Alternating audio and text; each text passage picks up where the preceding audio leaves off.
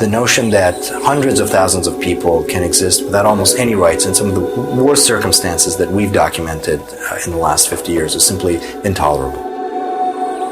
It is perhaps one of the world's most secret prison camps. The outside world certainly doesn't know what's going on, and very little from the inside comes out.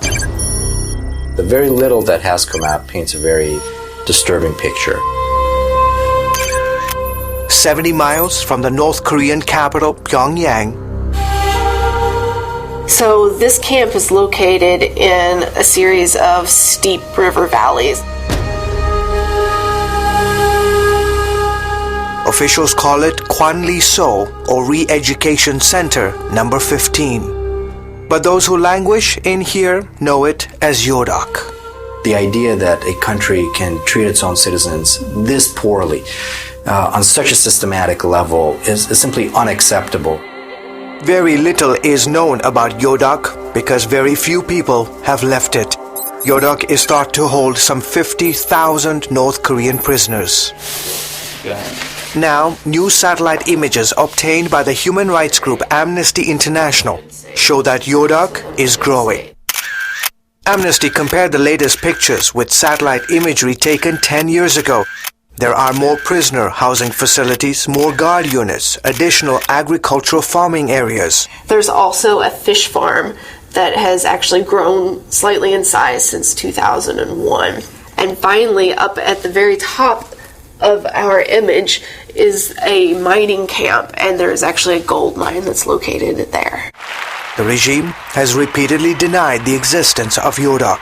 The fact that we would have to rely on satellite imagery just to dispel the government's assertions that these camps don't exist is testament really to the scale of the human travesty that might be going on inside.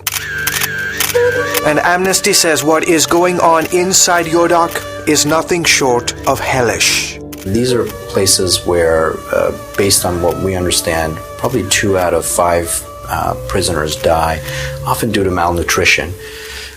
Food is very scarce. They work at least 10 hours a day for 7 days a week. Yoduk is divided into 2 areas: the total control zone, where prisoners are never released without any proper trials, and the revolutionary zone, where conditions are more lenient. But in both areas, you're treated like a slave. Even animals are treated better. Kang Chol-hwan was only 9 when he and his family were sent to Yoduk prison camp for political crimes. We had no food. We ate anything we could get our hands on. Rats, snakes, frogs, insects. We just had to find a way to survive. CBN News showed him the images of the camp he once lived in. Even though it happened a long time ago, when I look at the satellite pictures, I can still remember everything I saw and endured. He's now concerned about what he sees in the new pictures. The camp definitely looks bigger. For example, these new buildings for prison guards weren't there before. I can only assume that means there are more prisoners being held and therefore more security is needed. Kang spent 10 years in Yoduk before escaping to China in 1992. He wrote about his experiences in the aquariums of Pyongyang. He was the first person to reveal to the world the existence of the Yoduk prison camp. The thing I remember the most about in the camp is how the prison guards would kill people for no reason. I witnessed many people being executed. Kang now lives in South Korea. He's a journalist for one of the country's largest newspapers. Reports from inside Yoduk are hard to come by. In 2004, a Japanese television station aired what it claimed was footage from inside the camp.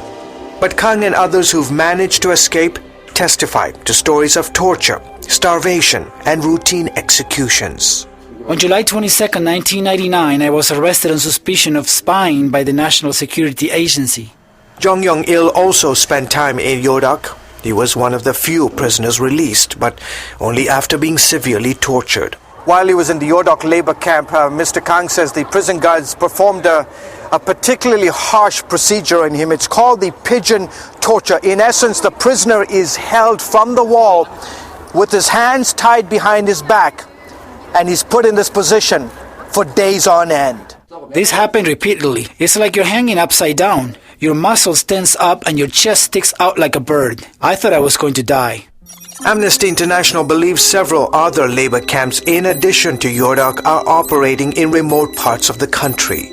We understand that there are at least 6 political prisoner camps, and these are vast areas. These are huge areas, and that there's, we think, a total population of around 200,000 people.